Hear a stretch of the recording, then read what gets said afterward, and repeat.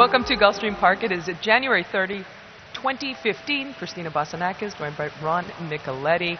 And Ron, I'm just excited because we're right on the cusp of February. We've got one more day, actually including today, we've got 2 more days, month of January. But just looking forward not only to tomorrow, that we got a really cool stake, and it's named after just a tremendous trainer in the Hall of Fame, and that's Alan Jerkin. So we have a 2-mile race on the turf, and then next weekend, great stakes action on Saturday, including the Dawn Handicap. It's going to be what a week.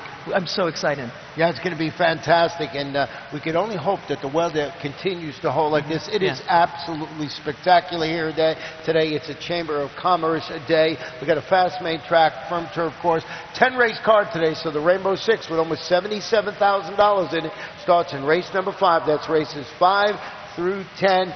So, as I mentioned, almost $77,000 in it, and the little birdies tell me if it's not hit today, there'll be a $150,000 guarantee in Saturday or Sunday in that, and also we got those guarantees in the pick 5 on Saturday and Sunday of $50,000 and $100,000 in the late pick 4, and if this is not hit today, we'll be guaranteeing $150,000 in the Rainbow Six. So lots to look forward to. Besides that 2-mile race. That 2-mile race, so it's going to be, and we've got a really deep field lined up, and we have quite a few horses that have signed up for it. Yeah, too. 11 in the field, and a lot of horses that have run at distance. You wouldn't believe it, but there's only one in the race that ran at 2 miles, but the rest have all run at like a mile 5/8, a mile 7/8. So it's going to be a fun race. Yeah, it's a fun race, fun weekend. And before we get to Saturday, let's talk about Friday's card here. We do have 10 races here today, and we'll kick off with the opening race, which is a starter optional claiming event, and it is a claiming tag of $35,000, 6 furlongs on the main track. No changes thus far. My top selection, I went with number 4. It seems like we're in agreement here, Ron. Number 4, that's Mongolian Saturday, 3rd last time. But look at the horse that beat him, Speechify. Yeah, really nice horse down here in southern Florida for trainer Ralph Nix and Team Valor International. So that was a big effort. If you look at Mongolian Saturday himself, a multiple graded stakes placed horse, too. So I just thought this was a logical spot for all the reasons you mentioned. That Speechify, that was in the grade 3 Mr. Prospector. So looks like a real nice spot for him in this first race on Friday afternoon. I used the 3 in second. Who you used on your ticket to Sky Commander. Turned it back to 3/4 after drawing away. Really won impressively, but against $30,000 condition claimers. Won that race by 5.5 lengths. I think this horse is going to be seriously tested for class this afternoon. I think I also threw in a horse in there, a number 6, Scattered Joy. I see that you didn't use this. Eddie Pleaser runner hasn't run since last November. And look at that opening quarter, 21 seconds. They were flying, and I will admit, those races back at Monmouth Park, very speed-favoring track at Monmouth over the summer. But a little bit, I think he's the fastest of the speed, and maybe he'll be able to get out there and wing it and get a piece of it today. On to the second race on today's card. It is a $35,000 claiming event, 6 furlongs on the main track, and this kicks off the early pick 4. My top pick. It's a horse you use, not on top, number 1, and that's Tierra Dorada. Antonio Sano trains this one, and she exits a race. Now, it was on the turf, her last handful of races, her last 3 races, and the most recent was a race that was won by Lady Shipman. Lady Shipman, a really nice filly herself, and she galloped that day. So, again, I think that this filly, the drop in class is going to be, or the class break is huge here. I went with I have her on a ticket, too, for all the reasons you mentioned. Limited success in those turf races. I went with the 5, as you have on your ticket. That's Miss Deja Vu. This one became the only multiple winner in the field. Not only is she the only multiple winner, she's a 3-time winner in the field. Everybody else has got 1 win. When she responded to a drop in competition, she really won impressively. It was a 5-length victory at this level and distance. I used the 4, Carolyn, who does her best running on the dirt. I just thought she'd be on the ticket. But I think the 1 and 5 might be the 2 right horses in that second race. I think you're right, and we both had the two of those, or both of those. On to the third race on the card. It is a 50,000 maiden claiming event, a mile on the main track. We do have a couple of scratches, number 7 and number 9. My top selection, I went with number 8, and that is Prom Dress. This is a 3-year-old daughter of Stephen Got Even from the barn of Todd Fletcher, and John Velasquez gets aboard. Has hit the board in all 3 career tries, Ron. The most recent was at Tampa, and that was on January 3rd. And she's a type where she takes money, and she hasn't been able to get it done. But my question to you is there anybody else that can beat her? No, it looks like a logical spot for her coming back down here, and I think the drop to the $50,000 level is the right drop for this horse.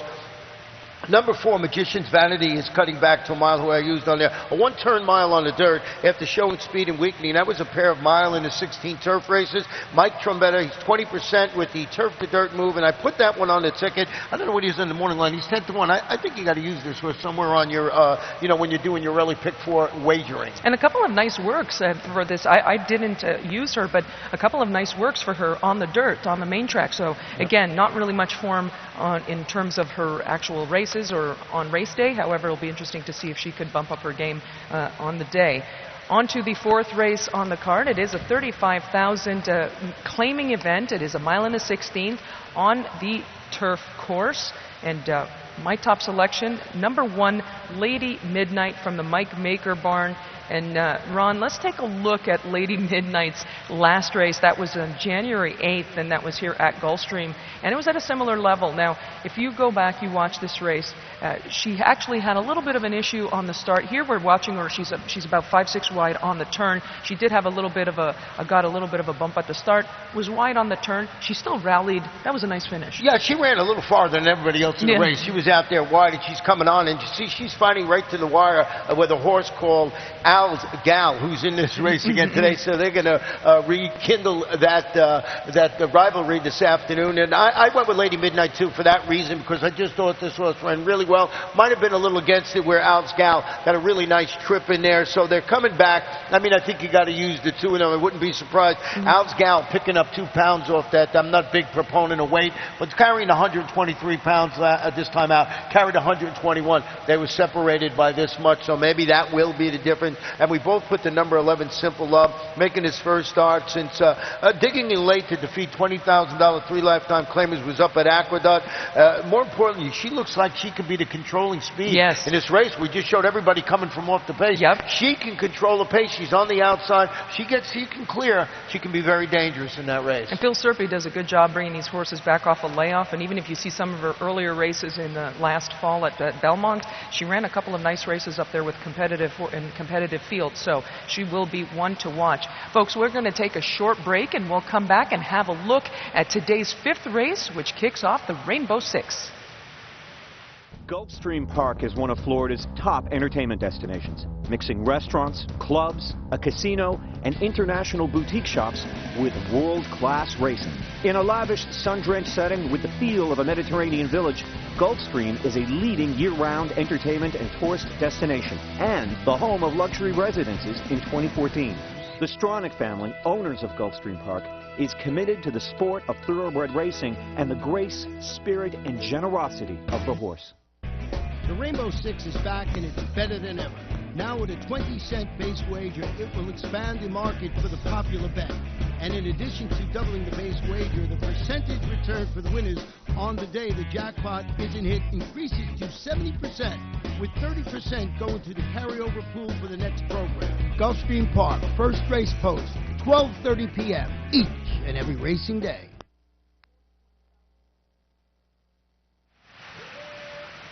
Welcome back to Gulfstream Park, and we're going to have a look at today's 5th race that kicks off the 20-cent Rainbow Six, and there is a carryover, $76,000. It's over $76,000. So, Ron, we're going to have to get into this to see how deep we're going to have to go into to kick off the Rainbow Six. I did go with number 3, and that's Susie's Pride of Paris, and she's coming into this a couple of consistent starts. She's taken money in both of her 2 latest starts, and I thought she ran very even efforts, I thought she ran evenly. Edgar Zayas gets aboard this time, so I thought she was one you have to use, which you used as well. You went in in a different direction. You went with number 2, Mozambique Gold, who seems to be stepping up. She seems to be improving. Yeah, you know, she's right there. She's stretching out to a mile in the 16th. She returned from a 2-month freshening to finish a good third. That was against maiden special weight competition. That was going 7.5 furlongs. So I just think the maiden claiming level for trainer George Weaver and jockey Luis Saez is riding in great form was the right one. Susie's Pride in Paris, the number 3, I thought finished full of run last time out. But this is the Rainbow Six, so I want to go back and show you a horse you might want to throw in your ticket, a little bit of a long shot, and that is the number 9 in here today, Starship Hostility. And I picked this horse last time and got in a little bit of trouble. I did not pick him today. I'm going to show you. He's coming home, and you see there's 7 horse here, and it looks like he's running good. He's there, and then he starts to make a pretty good move, but things get a little dicey here,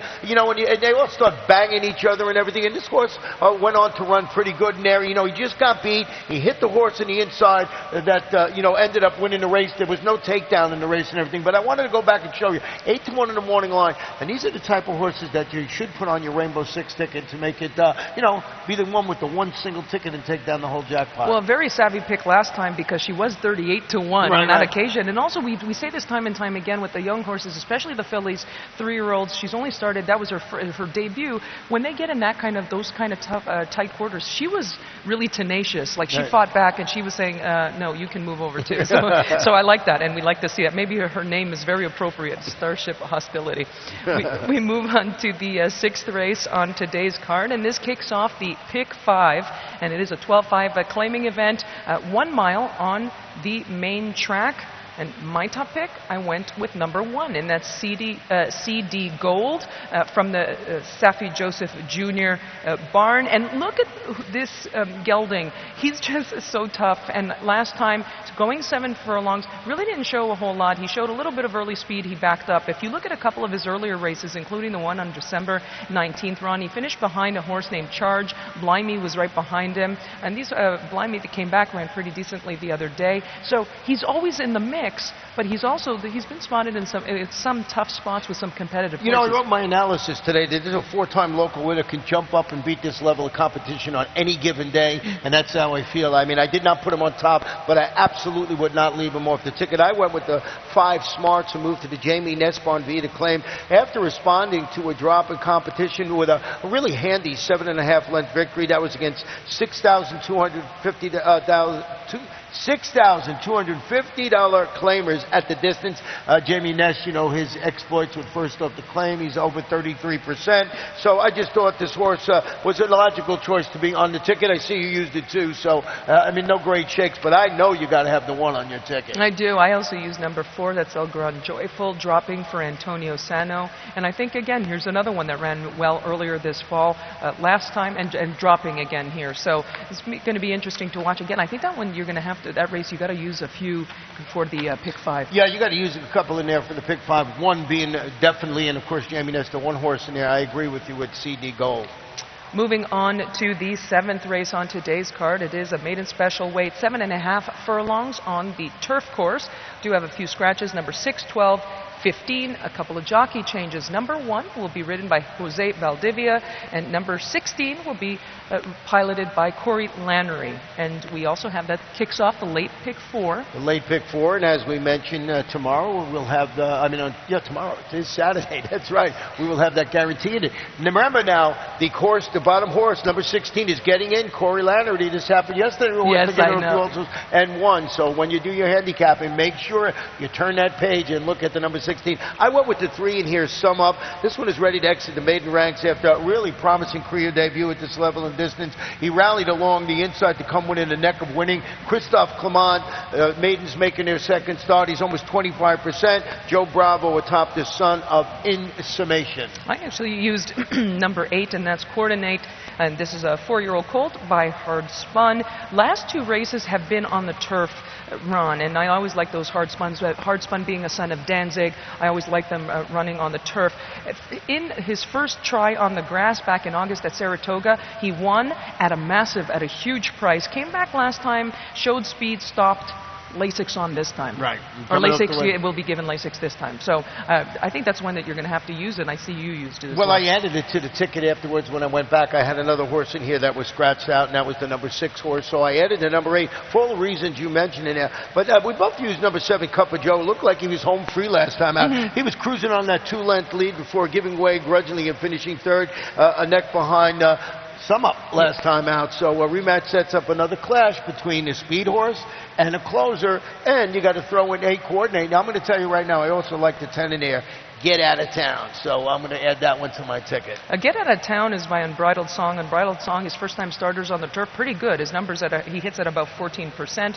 I respect the connections. But just back to Cup of Joe for a second, I have to go talk to Brian Lynch later and ask him, because you know we see this time and time again. Horses that they're in the mix, they hit the board, they don't want to win, and they just don't quite get the job done. So maybe to ask him what needs to happen for this horse to finally win this time. But as I agree with you, we both have him in second. You have to use him. Right, and the 10 horse that I was talking about, Get Out of Town, the trainer there, Malcolm Pierce. Malcolm Pierce, he's 28% with first-time starters, so that's why I'm going to use him on the ticket. Just something else for the Rainbow Six that you might want to use, or the late pick 4 or pick 5. We've been seeing a lot of the Canadian connections. I find even more so this year than last year. And Mark Cassidy, well known around the country. And as you pointed out, 2014 he had a great year. But we see a lot of the Canadian Josie Carroll. Like they've been running some horses and very well meant, and horses that win. Yeah, they've been doing very, very well. You know, a couple of years ago, remember that when they came over, if they ran on the poly track, they had no chance to win your Gulfstream. Not the case anymore. That's right. Yep. On to the 8th race on the card. It is a 30,000 claiming event, and it's 6 furlongs on the main track.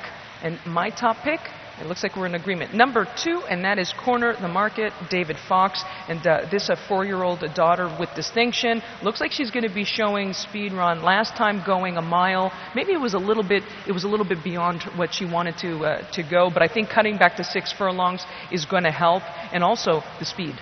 You know, number 4, Artsy, I'm surprised you did not use on the ticket. I was going to ask you about this one. Stepping up the competition after drawing cleared, this horse was in hand. He defeated $12,500 non-winners of 2 lifetime competition. Won that race as easy as it pleased. It's Eddie Plesa Jr., Paco Lopez going for 2 in a row. Stepping up a little bit, but I was just enamored with that horse's last performance. So I threw it on the ticket, and I was a little shocked I didn't see him up there. I know you like, Eddie Plesa when he has a horse that wins that way to come back. Yeah, I usually do, and I thought in terms of the step up, I think it was just a question of other horses that I liked more in this particular spot. However, I think that's one that you're going to have to use. I also did use number 1, White Legend. Big drop for this one. This is a closer because it does seem like there's a good amount of speed drawn in this race, depending on what you think. I think there's lots of speed, so I threw in a horse like number 1, White Legend, I think is going to be closing, and also number 5, Little Honey Badger. Here's another one coming from off the pace, just to keep my bases covered. Yeah, so we're going to go a little deep in there. We got the same top pick, but underneath,